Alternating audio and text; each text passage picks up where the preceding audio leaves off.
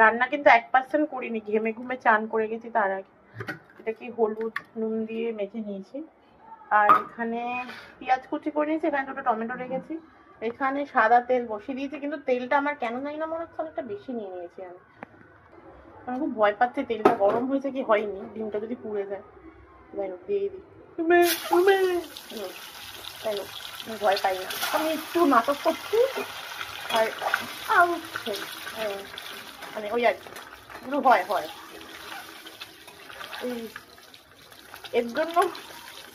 এর জন্য লোকজনকে হাসির পাত্র হতে হয়।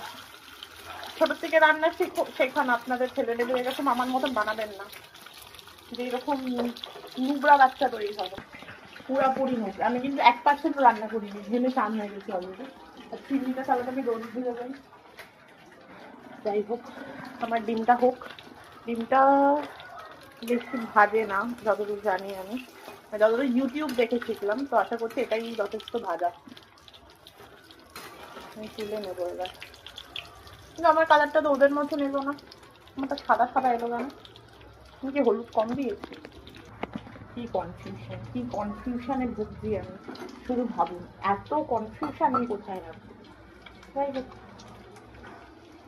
একটু ভেবে নি, না তুলে নিয়ে কথা বলছি।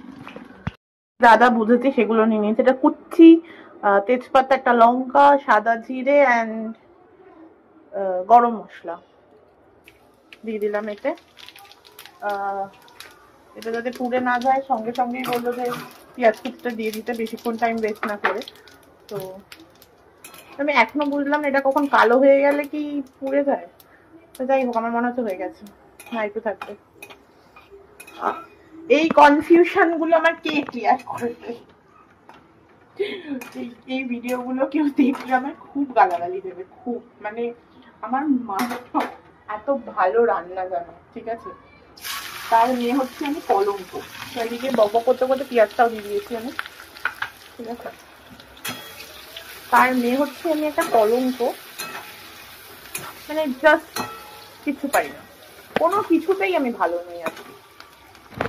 তো এটা আমি লো ফ্লেমেই করছি, কারণ আমি তো মানে কোনো রগত ছাড়া রান্না করি না, তাই বাবার দরকার নেই তাড়াহুড়ো করে লো ফ্লেমেই রান্না করি।